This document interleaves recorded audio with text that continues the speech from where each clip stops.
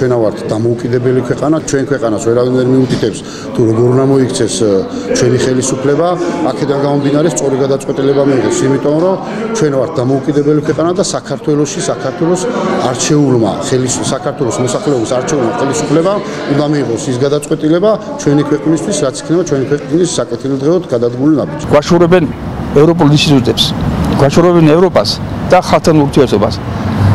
რუსეთთან კავშირი ეს არის დიდი შეცდომა. ხალხი არ აპატიებს ამ ქმედებას. ამიტომ მიხვდნენ რას აკეთებენ, საით მიყავთ ხალხი, საით მიყავთ ქვეყანა. ჭაობში რომ მიყავთ. ევროპა ნათელი გზა და ევროპის გზა გვაცალო, თვითონ არ და ჩვენ გვაცალო. ვერანაირ რისკებს ვერ ხედავ, რაც პოლიტიკაში ვარ მე ჩართული 2005 წლიდან ევროპისგან არაფერი არ მიგვიღია იმის გარდა, რასაც არასამთავრობოებს აძლევენ და შესაბამისად დაყავთ თავიანთ ჭკუაზე.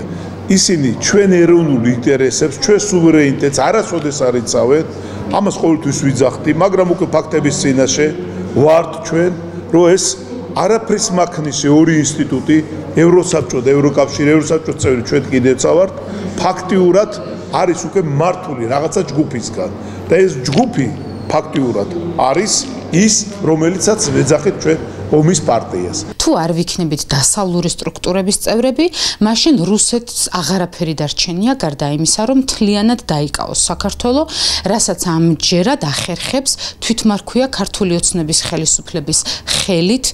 ერთის მხრივ ეს კატასტროფა ემუქრება ჩვენს ქვეყანას და მეორეს მხრივ დასავლეთიც თუ უარსიტყვის ჩვენზე შეწყდება და უკვე შეწყდა უამრავი დაფინანსება, უამრავი გრანტი, რომლითაც სულდგმულობდა აქამდე სამოქალაქო საზოგადოება, ეხმარებოდნენ სოფლის მეურნეობას განვითარებისთვის, ეხმარებოდნენ განათლების სისტემას, ჯანდაცვის სისტემას და რითიც აქამდე მოვდიოდით, ეს ყველაფერი მოაკლდება თითოეულ ადამიანს და ყველა იგრძნობს საკუთარ თავზე, რას ნიშნავს დასავლეთისგან იზოლირება. 3 წელია უკვე რაც ესეთი ზეწოლა ხდება საქართველოზე და საქართველოს ხელისუფლებაზე. ეს არ არის ევროპელი ხალხის პასუხი საქართველოზე, ეს არის ევროსაბჭოს ბიუროკრატიის ერთი ჯგუფის აქტიურობა.